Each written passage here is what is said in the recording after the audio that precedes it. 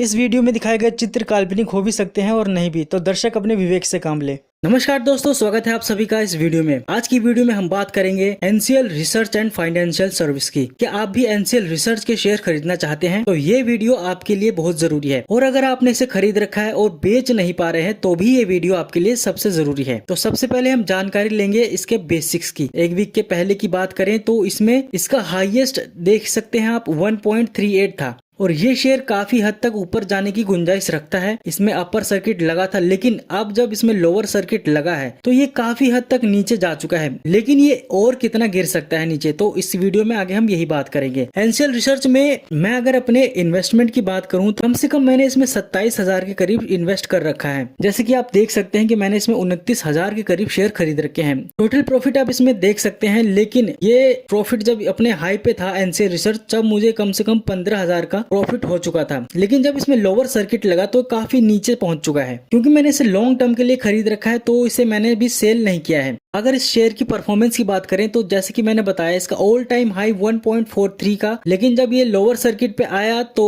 1.4 रह गया। अगर इसके फंडामेंटल्स की बात करें तो मार्केट कैपिटलाइजेशन इसका 111 करोड़ है, जो कि ये 128 करोड़ का था पहले। अब लोअर सर्किट लगने के कारण ये 111 करोड़ का रह चुका है। और ये कंपनी इसलिए फायदे में है क्योंकि इसका डेट टू इक्विटी 0.0 है। और इस कंपनी में लॉन्ग टर्म इन्वेस्ट करना इसलिए भी जरूरी है क्योंकि इसका रेवेन्यू आप देख सकते हैं, रेवेन्यू इसका 2000 मार्च में बढ़ा है, 8 करोड़ के करीब इसका रेवेन्यू पहुंच चुका है। अगर हम इसके मार्च 2024 के प्रॉफिट की बात करें तो 0.24 करोड़ इसका प्रॉफिट रह चुका है। ये कंपनी लॉन्ग टर्म के लिए बहुत ही फायदेमंद साबित हो सकती है। अगर इसके हम ट्रेंड की बात करें तो देखिए लॉन्ग टर्म में ही इसका बुलिश ट्रेंड दिखाई दे रहा है, लेकिन शॉर्ट टर्म में इसका बेयरिश ट्रेंड है क्योंकि इसका लोअर सर्किट लगने के कारण ये बहुत नीचे जा चुका है। और अगर हम बात करें अब कि ये और कितना गिर सकता है तो देखिए 0.90 के करीब तो ये गिरेगा, इतने के करीब ये गिरेगा। और अगर हम इसको होल्ड करके रख सकते हैं तो ये बहुत ही प्रॉफिटेबल साबित हो सकता है। कुछ लोग ये कह रहे हैं कि हमारे शेयर अब बिक नहीं रहे हैं, हम इसे सेल करना चाह रहे हैं पर ये सेल नहीं हो पा रहा है। तो उसका कारण ये माना जा रहा है क्योंकि इसमें सेल ऑर्डर लग चुका है। इसका हाईएस्ट सेल ऑर्डर लगा है 8 करोड़ से भी ज्यादा क्वांटिटी में। तो देखिए क्योंकि ये एनसीएल रिसर्च सेबी के अंडर अब ईएसएम की वॉच लिस्ट में आ चुका है स्टेज 1 में, तो इसमें गिरावट अगर होगी तो ये 4%, 5%, 6% इतने ही गिरावट हो सकती है, इससे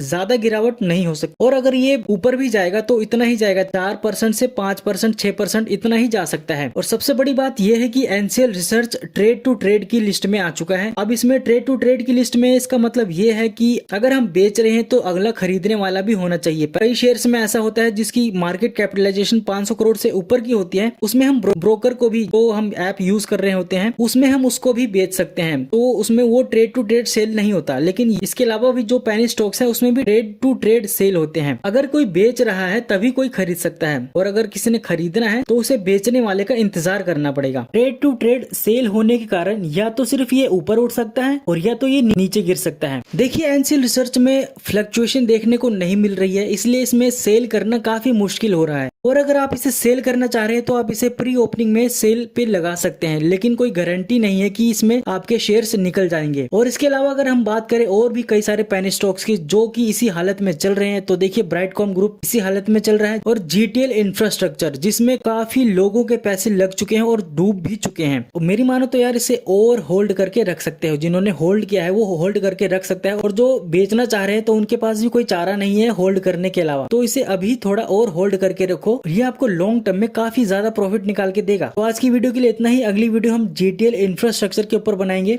और अगर आपको ये वीडियो इन्फॉर्मेटिव लगी हो, आपके किसी काम आई हो, तो प्लीज चैनल को सब्सक्राइब करना मत भूलें।